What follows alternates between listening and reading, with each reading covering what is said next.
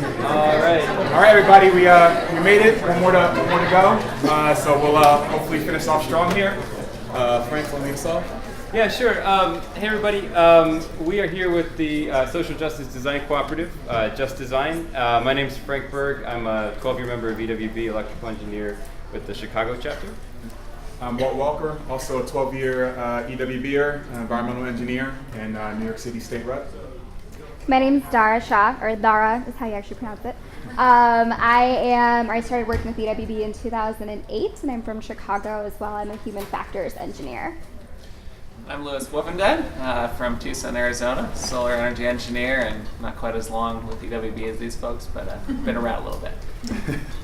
Great. So today we're going to be talking about environmental justice in the context of design work, not just limited to engineering. Design is more broadly in terms of engineering, architecture, design thinking, product development, human factors engineering, but focusing on the need for doing advocacy that's directly accountable to communities where we're working, not just on the other side of an airfare or airplane ticket, but in the communities where we live and work. And so in our cooperative model, as you'll hear kind of in the next hour, we're kind of building a model that works in grassroots communities for this type of work. That model is also directly linked, as is all work with EWB, to the SDGs. But specifically, SDGs of innovation infrastructure, sustainable cities, communities, peace, justice, and strong institutions. These are some of the SDGs that don't map directly, perhaps, to individual EWB projects, but that more broadly refer to how the design professionals relate to civil society at large, and in this case, working with grassroots environmental justice organizations in at-risk communities around the U.S. and internationally. So basically, it's talking a bit into what drives our group, Just Design.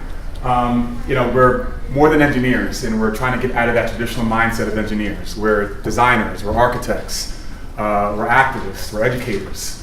That's what really pushes the work that we're trying to accomplish with Just Design.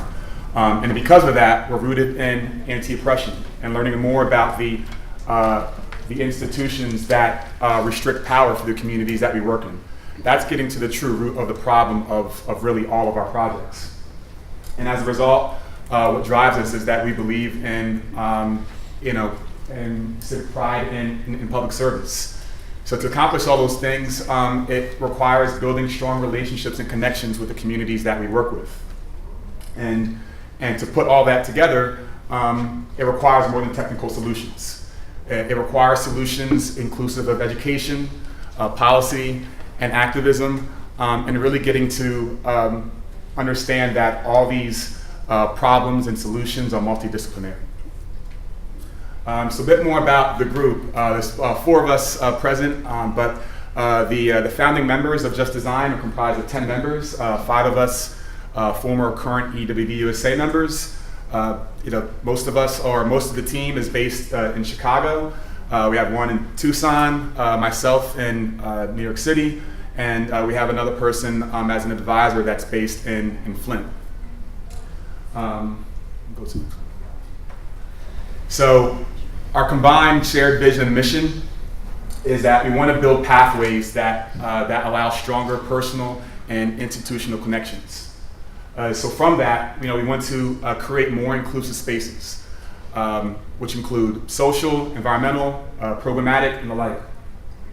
To help accomplish that, I think part of what has brought us together at the start of this year was that a lot of some of our passions are rooted in failure. And you really need to embrace failure. You need to embrace the transparency of what has and what hasn't worked. And from that, you can build a community where you can collaborate on building and creating stronger solutions. And so, while this may not totally fit into the framework of EWB's standards, we are, without being remorseful, we're active, we're political, realizing that what's held a lot of the communities back are a lot of these decades long of institutional oppression. So again, Our goal is to emerge beyond technical solutions and service and to really address the heart of what we're trying to accomplish with our partner communities. That's helping to promote equality, being anti-oppressive. That's the word that we're going to keep using throughout the duration of this session. And something you've heard before is the idea of capacity building, educating, building skills, and then creating an opportunity where the communities that we partner with will be able to educate future generations. So social justice is the term that we commonly use in our work. With Engineers Without Borders, with Just Design, it's in our name. Social justice, environmental justice. So what is social justice? It's formally defined as the way in which human rights are manifested in everyday lives of people at every level of society. With the work that Engineers Without Borders does, we talk about doing capacity building. One of the things we need to examine is how are you doing that capacity building? And how is resilience and ownership being incorporated at every level of your project? Something as simple from having your partner community name a well versus you naming a well. Also, to what extent is anti-oppression being talked about in your organization? The goal is not to install a water pump or a solar panel. The goal is to help maximize resiliency and self-determination. When you look at that, you have to look at more than just the engineering solution. You have to look at the ways in which your organization is being anti-oppressive and the practices that you are taking this. And you have to ask yourself, is this a priority that you have, or is this something that you are shying away from? Are you uncomfortable with anti-oppression, and why? Examining your own privileges and your own background while going into these communities. We also have to ask ourselves, why are we doing the work that we're doing? Do we feel guilty? Are we giving back? Are we building our resume? All are valid answers to why we're doing what we're doing, but we also have to look at how that answer permeates into the ways that we interact with our partner communities and the ways that you interact with each other. On a deeper level, if what guides us in this work is justice, it needs to be reflected throughout every aspect of the work that we're doing and also the larger institutions that we are working with. So a way that you can begin examining this, because that was like a lot, right? is to look at power. And power is the capacity or the ability to direct or influence an outcome, right? So one of the ways that you can look at how power exists in your project is ask yourself a simple question. Who makes the decisions? And why are they the ones that get to make the decisions? So power exists in many different currencies. There's power in money, right? A lot of wealthy people have a lot of power in this world. Historically thinking, power has lied within race. We just heard about the community that said, oh, the gringos are amazing. They have all this power. They have education. They have knowledge.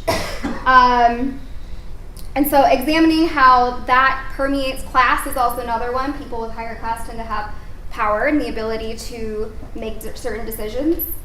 If we want to empower these communities, we need to be shifting the power balances with the projects that we're working on. One of the things that you should look at is whose expertise and whose knowledge matters and how are their decisions prioritized. Who's speaking more than the other person and why.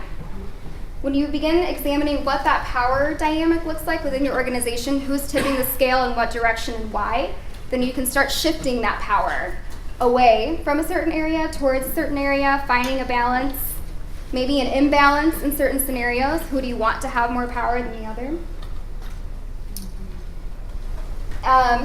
If you're trying to build resilient communities, as an act of social justice, think why it's important for a community to have more power than you in a project. Why it's important for them to have the decision-making tools at hand. What's important for us to think about, and it's kind of uncomfortable, is that, okay, maybe we need to take a step back and our goals aren't their goals, and their goals need to be prioritized and to help them with their self-determination. So that's how Just Design kind of crystallized around our kind of three guiding principles here on the left. We are anti-oppressive. If you haven't heard that, it's kind of on repeat. Anti-oppression for me means centering the voices of those most affected by injustice. And injustice includes lack of access to drinking water, lack of whatever, but the second value is rights-based. So it's not need-based. Really, the fact that somebody doesn't have clean drinking water is not their fault. If we believe that water is a human right, like was said over breakfast with the environmental justice speaker, if clean water is a human right, then everybody has a right to clean water. That's another way of saying we blame systems, not victims, right? So you don't blame the victim for not having water, and like, what's wrong with you? You don't have water.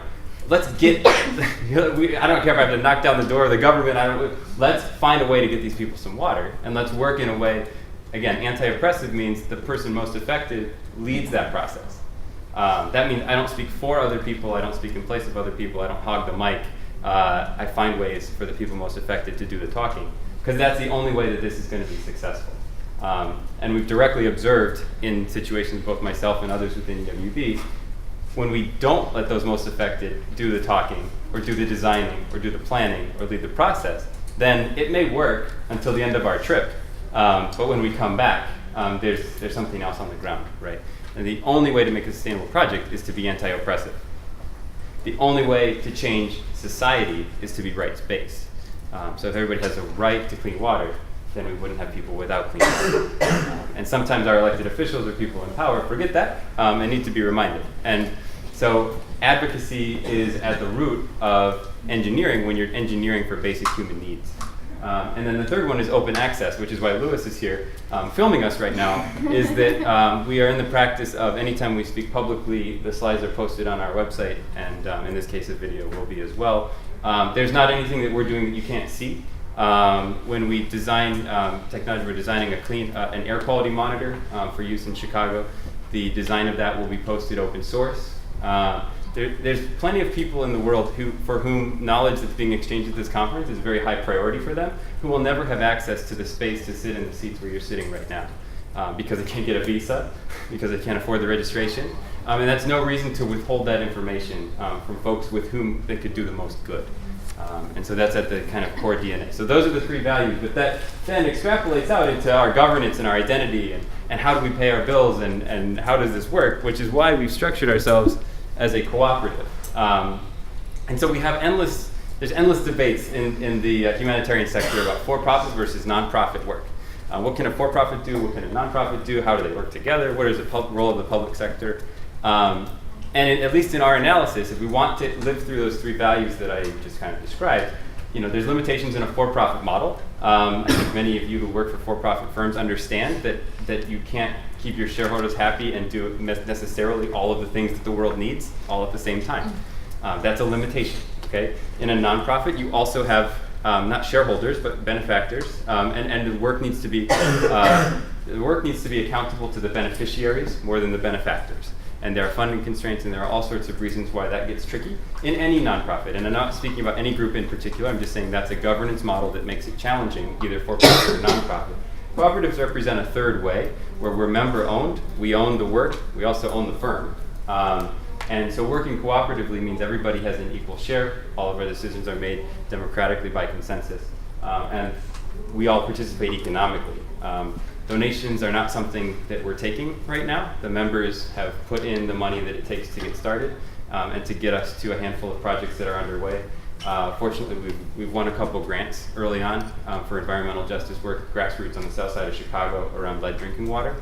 And we're also doing work with another nonprofit that's helping to defray some of the costs of design and product development work for international development. So that's kind of how we're set up. That's kind of the governance, which usually is kind of boring, but in this context, that's actually part of the DNA of who we are and what we're trying to do.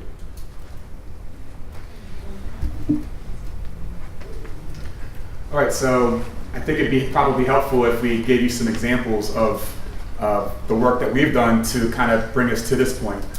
So from my personal experience, I've seen the concept of water cooperatives being enforced in a project in Malawi, where we traveled to Malawi as a mentor myself with the University of Delaware chapter, and before we could do any implementation on the ground, gain an idea of what the community structure was, where the power was distributed, and who was willing to to allow this reformation of the community structure. And so from that, we created two leaders of the cooperatives. One, which is one of the women that was in her mid-30s with two children, but that had actively taken a role in the community prior to us getting involved with them. And then her brother.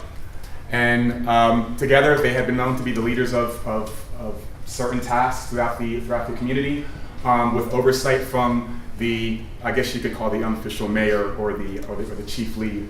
And was willing to promote them and to allow more leaders to emerge as our water solution spread throughout the community. On the unfortunate side, talking about the Philippines, this is an example where something actually failed. So in the Philippines, cooperatives sort of act like 501c3s. And so you have to be registered with the government. And so when we presented this MOU in conjunction with the community cooperative agreement, we had that signed during the assessment phase, not realizing that you have to file taxes and you have to reapply for licensure every year. So by the time that implementation came through, we had realized that the cooperative agreement had expired, and it's something that we neglected to really get our hands around. And in addition to a variety of political issues that led us not very confident that the project could emerge, we had to pull out.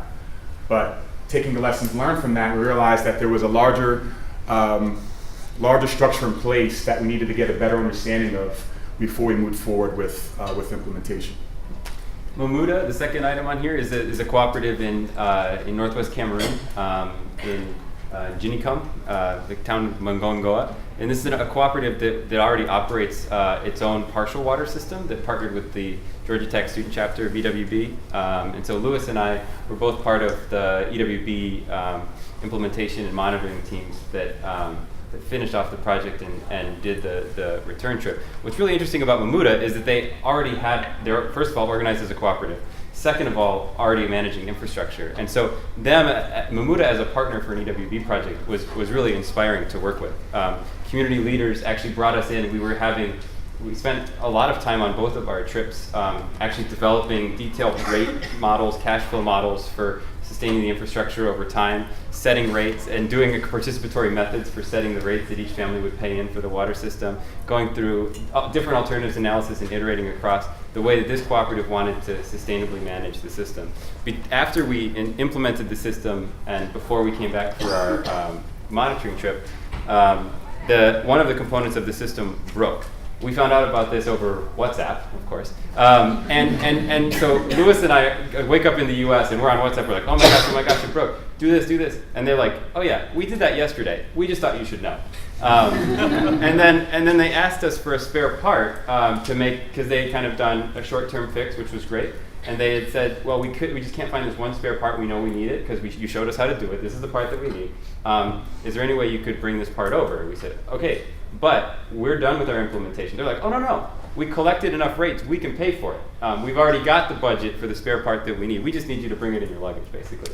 It was just very interesting to see working with a cooperative and the way that they approach this project in terms of long-term sustainability because of their governance and because of that model. Which really inspires us, Lewis and I, to get involved in something like this because that's a model that we think works. And one of the 7 values of a cooperative that I've had on the other side is cooperatives work with other cooperatives and cooperatives create other cooperatives. So when we work in this cooperative structure, it's not a competition between companies. It's not like a donor game between NGOs. It's actually we can truly work together because we own our cooperative, we know that identity. You own your cooperative, you own that identity. And working together is how we can kind of cross-pollinate and get some more stuff done. And this isn't just limited to international projects. There's a lot of opportunities for that domestically. You'll see a lot of cooperatives established in your community. I've seen that in New York. Before New York, I lived in Philly. We saw a lot of cooperatives, whether it be housing, financial, environmental based. And before CEC actually kicked in, we felt a strong need to establish ourselves with doing local domestic projects to really build a connection with our community. And so we did monthly neighborhood cleanups. We also looked at the landscape of Philadelphia outside of Center City noticed that there's a lot of vacant, abandoned space. What can we do with that? And that goes back into the green programmatic space that I mentioned earlier, where we would partner up with the neighborhood, be present there on a monthly or weekly basis, but got the community in and helped build and change a culture. And now, that's an exciting opportunity, because now that community engineering course is actually in place, there's an opportunity to collaborate with cooperatives now. And if you didn't get a chance to attend this CEC session, I highly suggest you get a copy of the presentation and proceedings, because there's a lot of untapped potential here and a lot of room for partnership here in the States, and chapters can find that balance.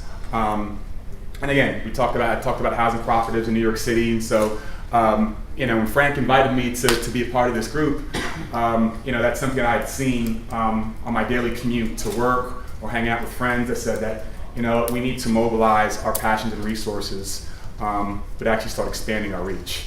And on top of that, in terms of the work that we've done so far, Frank touched briefly, but Zara, do you want to talk about what we've done? Sure. In the cooperative landscape? Sure. So one of our first projects was a partnership with a community organization called PERO, which is the Pilsen Environmental Rights and Reform Organization.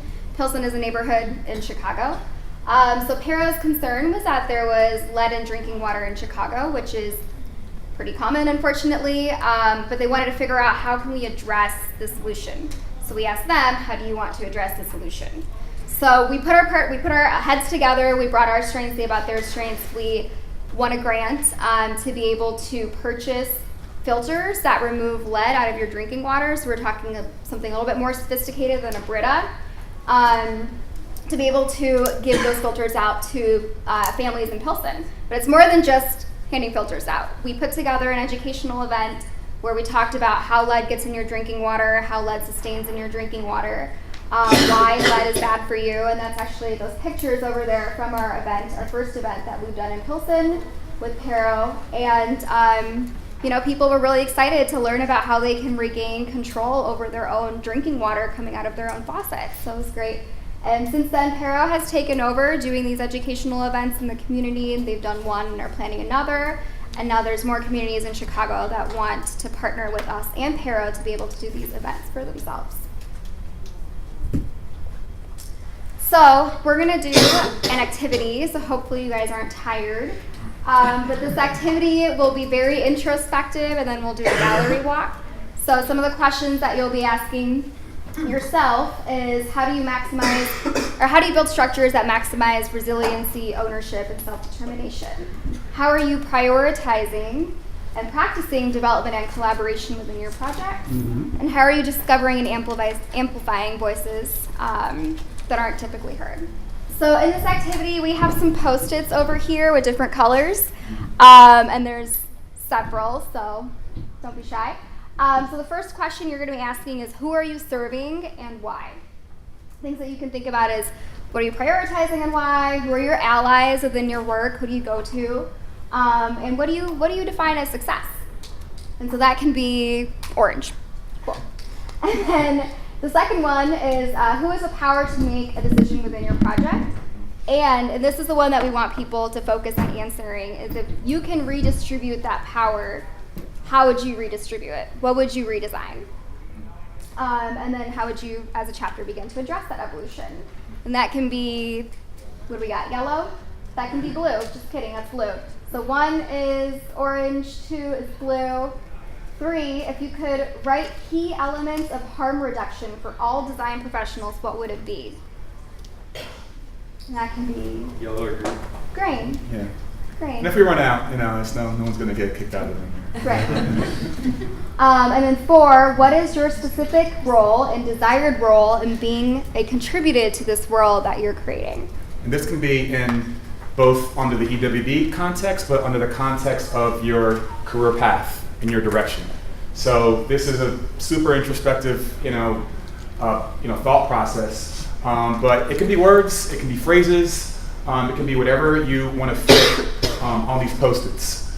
And so take a few minutes to think about this. So what we're going to do is we're going to use both sides of the wall, and we're going to create, basically 4 series of sections on each side of the wall, corresponding to 1, 2, 3, and 4. So everyone will be passing out Post-its right now. Take some time to think about it.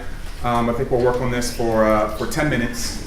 Then afterwards, walk along the wall and see how other people are responding and learn about what others are feeling motivated by. And then after that 5-minute walkthrough, so 10 minutes to fill out each of the questions, 5 minutes to kind of take it all in and walk the gallery. And then after that, we'll convene back. We'll have some Q&A, answer any questions, and then we'll wrap things up. Should we each try and fill out all 4? If you have time. If you have time, yeah. Yeah, if you have time, yeah.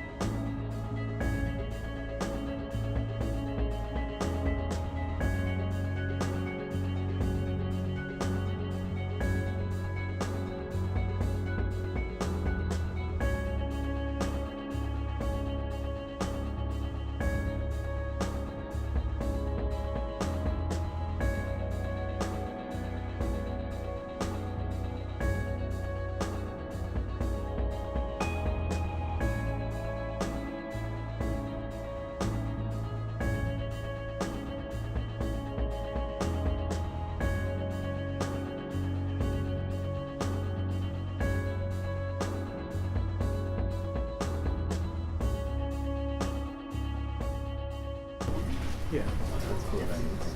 Okay, so while people are still, you can keep sticking. You can keep sticking, no problem. So people, we'd like to open up this time for people to stand up and invite some thoughts that you had, questions that you had, some insights that you want to share while putting up your stickies on the wall. And then we'll go into like a formal Q&A with the team up here. And then we'll end with a gallery walk so you guys can walk around and see what's posted on the wall and get some inspiration. So who would like to share? Could be based on any one question, something that you feel is strong enough that others could benefit to hear from. There's no wrong answers here. And we also value vulnerability, so if you're not sure about something too, don't feel afraid to share that as well. Yeah. I can start. For number 1, I put down that I'm currently serving my student chapter to try to facilitate a better future for the chapter as a whole so that we can go down and serve communities in other countries, because I think in order for you to be able to reach out and help others, you have to make sure that you have your own groundwork set up at home first. Totally. I'm really glad you said that. Yeah. I mean, we talk a lot in the context of the projects we serve, but internally, amongst yourselves, your teammates, this idea of anti-oppression and power and looking at the big picture is really, really important. So I'm glad you mentioned it. Raise your hand. For number 2, who has the power and how to redistribute the power, I said that there's probably likewise in other chapters that it's generally project leads or there is somewhat of a hierarchy, but anyone with a valid idea or having the information to back that up to push an idea forward can generally make a change. But to redistribute, I'd encourage the travel teams to, instead of just coming back and saying, all right, this is how the project's going to progress, but take a moment and maybe focus on the community members and inform the rest of the team who has never been in country about some of their characters, the leaders there, give them information about their personality, what they do, their family structure, so that it really takes away for the people who haven't traveled. That it isn't just like, oh, I need to try and figure out how to do this, how to solve this engineering problem. You're really like grounded that these people are really going to be like your clients, and you need to keep them in mind above just the math physics stuff. Yeah, storytelling. Being able to tell the story to your team members in terms of what you saw, not just from a project standpoint, but what was around you. I think Bruce had mentioned that earlier in the previous session about just going and take a walk. And then being able to tell the story to your stakeholders, as well. What are you seeing? What are you observing? And then having to refocus it actually, right? That kind of what you. In the back. Yeah, and I kind of wanted to snowball off of that, because that's kind of what I was thinking in terms of redistributing power. Like, some issues that I've had in terms of projects is when we try to redistribute that power, the community is kind of taken aback, just because one, they're either used to working with organizations that haven't given them power before, or two, they themselves feel like they can't answer the question. So like, in one specific project, we asked the community, how do you think we should fix this? Or what do you think your biggest problems are? And they said, well, we applied to this project, so you figure it out. Like, you should know that. So instead of going into it as like a technical solution to a problem, like, I would say ask your community or ask your stakeholders what they want, like what their resolution is. Like in our specific case, it was a water issue, and we needed to design a gravity-fed water system. But we're not going to ask the community, hey, how do we design a gravity-fed water system? We're going to ask them, what do you want us to solve? And they'll say, our children miss school all the time because their bellies hurt because the water's dirty. Or, we have, like, I spend a lot of my time walking to get water, so I can't, I'm not able to learn, I'm not able to do this or that. So I think just like kind of establishing a high-level mission and a high-level resolution that the community wants that you can work towards in a technical way is a really good way to like empower the community that you're working with. Does that make sense? Yeah, I think building on that with the project we talked about in Pilsen with the lead drinking water. Part of that project is we actually submitted a series of Freedom of Information Act requests. We FOIA'd all the city's records for which water mains they're replacing, because lead and water concentration is highest when a lead water main is being replaced, because it knocks loose all the other lead that was all around there, and that's a big factor in Flint and in other situations where this happened. So, the community leads the process, but we do things like in the background, like FOIA all that information and make a GIS so when people came in for those public info sessions, we actually could pull up for them exactly when their water main was replaced for the whole neighborhood of Pilsen, or if it's scheduled to be replaced. Make sure you got your filter working for this point in time, which is an example of, I think, what you're saying, which is don't swing the door wide open. Put people in a position to succeed, and people succeed when they're given the resources and the information that it takes to succeed. Yeah, I kind of want to say the same thing in a different way, and I answer number 3 in that way. I think that a lot of that anxiety we feel trying to come up with a solution and do it in the right amount of time and be there and get it done is because we want to be right. And so I wrote, you don't have to always be right. It's not always about being right. It's about some of the process, and there's more to it. And then I just want to kind of snowball off of what she was saying back there. And so talking about how we want to give them the power to kind of think about it, and so they can make those decisions, figure out what they need for themselves. But then I think that the real key is that once you can have that leadership element and you can understand what they need to do to succeed, if you can pass that on to them, where they can be that person that tries to inspire that leadership within their community, and it can web out and it can branch out and then grow, and you don't have to have just your organization doing all that work, because once you inspire that educating ability and leadership ability in those people, it'll fan out faster than you could ever expect. Building that strength and resilience. Okay. In the back. You say, based on what we learned today, so what I would do is access. So, maybe we don't even suggest a solution. This is how we're working to the solution. This is the design. Yeah, you might not know, but here, let me give you all the facts and how I'm going through the process. So give access to the solution that can potentially can be applied to the problem. Yeah. Well, I was kind of going along the same path as a key element to reduce harm would be to spend a lot of time upfront listening and asking questions instead of just trying to come in and get, identify the project and implement it. And I know, a lot of us want to use our money that's been invested less effectively, but if you do something that's harmful, you've invested wrong in the end. Cool, so we'll go into Q&A now. Sorry, I know there's a lot of share to do. So any questions you guys have for us? Do you have a question for us? Yeah. So going on your themes of anti-oppression and community-driven projects, how do you deal with creating a structure where you're going into communities where a lot of times the community-driven local government and power structure is oppressive in itself? You have patriarchal societies or societies where women don't have a voice, other people don't have a voice. So you want to have a community-driven system, but how do you mitigate the oppression that might be going on within the community itself? Not due to you guys, but due to them. That's the $1 million question. Yeah. I think that skill varies for every community you're working with. So it's, I think, asking as many questions and working with the community if it's internal, and explaining about how, let's say you're trying to form a water cooperative for your water project, and you want it to reflect the true identity of the community. So if it's divided by 7 sectors, for example, you'll have 7 sector leads and then one general board member. And you want to get a distribution. Let's say you want to get at least 3 to 4 females to represent all the needs. I would communicate to the group as a whole, that without this progressive type structure, the project may not be able to succeed as much as it could be. And then, so that kind of resolves you from getting into the colonialism of just forcing something upon people, because we don't want to be that.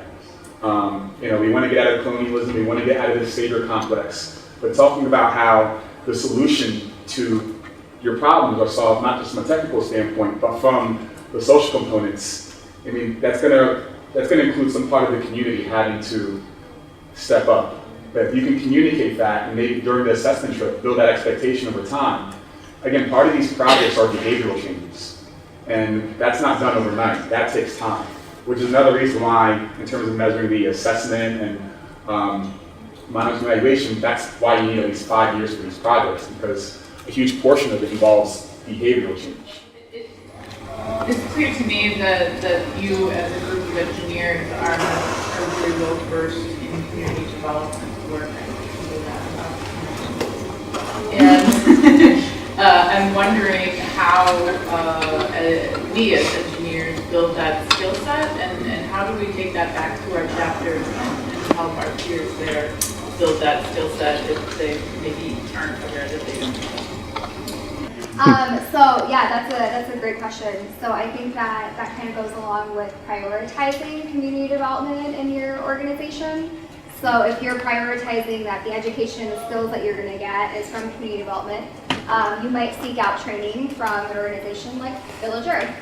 You might just Google community development education sessions, and stuff like that. But a lot of it is not, like, we did not all wake up and we're like, we care about community development. We've been working on this for a very, very long time, and over time you'll learn to do some internal work and realize that, like, there's some things that you yourself need to change, that your organization needs to change, and not shying away from those conversations that are helpful.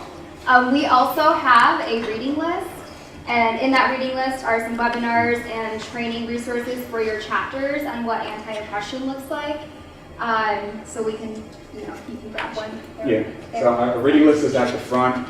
And also there's a lot of free resources. I know in the previous session they mentioned IDO.org. They have a lot of free courses on human-centered design. It's in partnership with Acumen.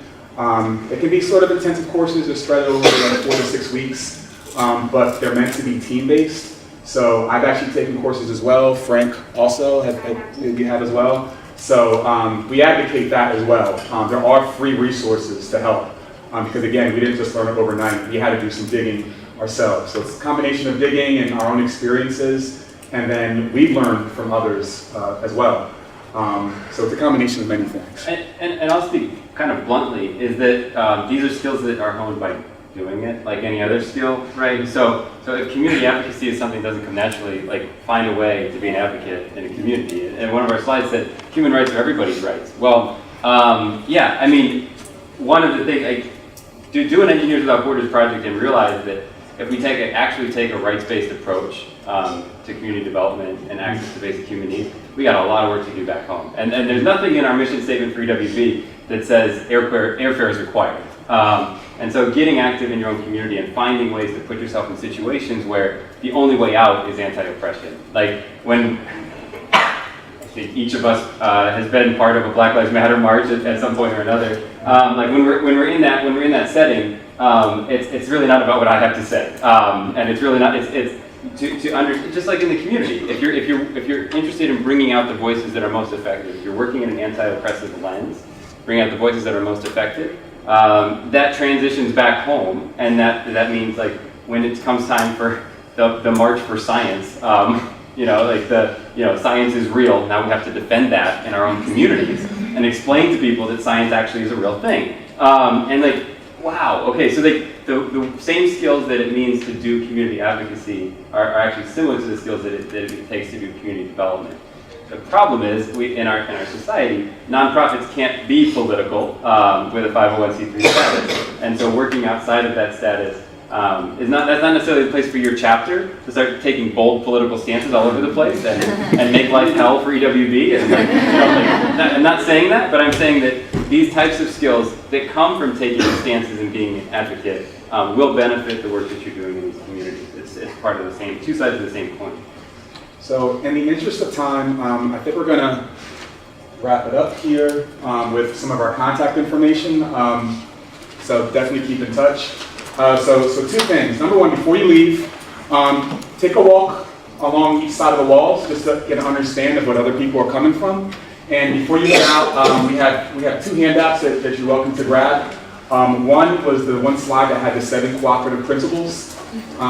This isn't new information, but it can just kind of help guide you in terms of how you build community development. And then, as I already mentioned, we have a reading list of books and online sources that we've compiled together, which have been really inspirational for us. So with that, we thank you for your time, and we'll stick around for any more questions you have.